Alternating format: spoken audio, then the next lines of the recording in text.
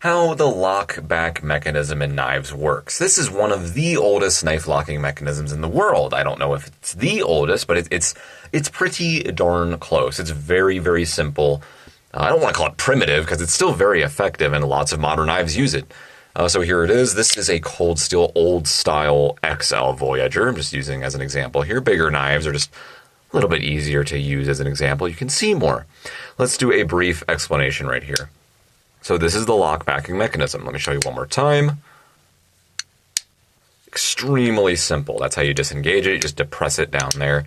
So essentially we just have a steel bar, metal bar right here, that seesaws on this pivot pin.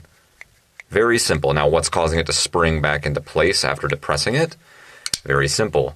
There's a couple different ways, but the most common way that I know of anyway is a torsion bar. Okay, it's a black metal bar that's just bent. It's inserted into place. It's all done in the mechanics of how the knife is made, essentially. But basically, the handle is shaped a certain way, and then the metal torsion bar is inserted in the way it has been shaped, and it's bent. It's almost a slight, like a crooked L shape, and it's constantly putting pressure on the end of the lock bar that is beneath the handle right here. Can't see it, but underneath there, it's constantly putting pressure on there. It's constantly pushing up this way, which is constantly causing it to spring back into place. You use your own force to overcome that strength in order to depress it, which makes it move the opposite direction, which relieves the tension on the blade itself. It unlocks it, and then you can move the blade out of the way. Now, how it locks into place, speaking of L shapes, we have another L shape.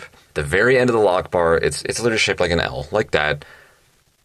And there's a cutout that accommodates said L shape in the tang of the blade. Tang meaning the portion of the blade that is beneath the handle, as you can see right there. So when the blade moves into place, it's timed perfectly.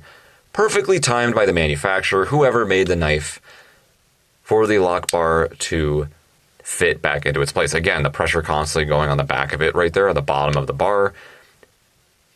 It just makes it drop back down into place when the cutout makes contact with it. That's what that snap right there is. Extremely simple. Essentially, we have a two-piece locking, or three-piece, I guess. You have the pin or whatever screw you have that the bar pivots on. You have the metal bar itself. And then thirdly, you have the torsion bar, which fits it into place. The torsion bars fit into place itself by the handle, typically, and then the blade just finishes off the entire locking mechanism. It's extremely simple. Again, just to recap, we have constant force being put on the bottom of it right here. The blade gets in the way of it, and then when the cutout of the blade that is timed perfectly with the L shape of the bar makes contact with it, it drops down into place because there's space there for it to fit into. And that's what locks the blade in the open position. So what makes this locking mechanism so ingenious and so simple is that not only does it function to keep the knife locked open in the open position, but it also retains it in the closed position. You can see the blades just sort of sucks back into place every time I do this with it. It does not require a ball bearing detent or anything to keep the blade retained within the handle.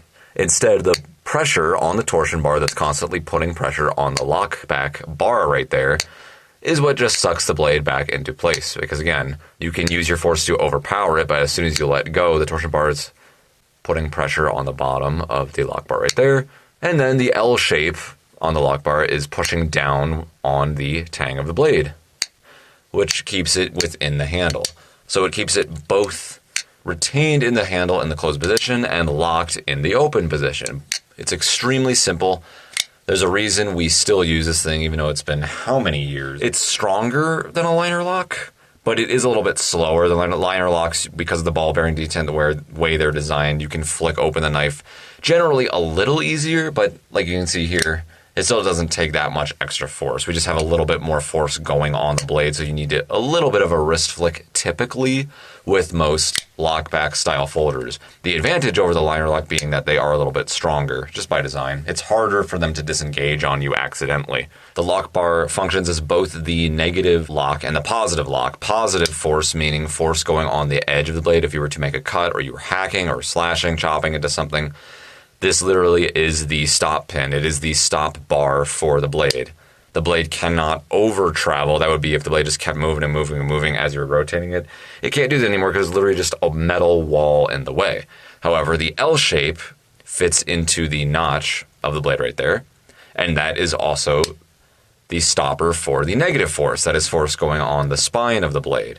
So if you push down on here, the very end of the cutout, as you can see on the right there in the tang, just gets blocked by the very right of the L shape in the lock bar. It's a bar that stops the blade from over traveling or closing on you, and it keeps it retained in the closed position. Extremely simple, extremely effective. That is the Lockback.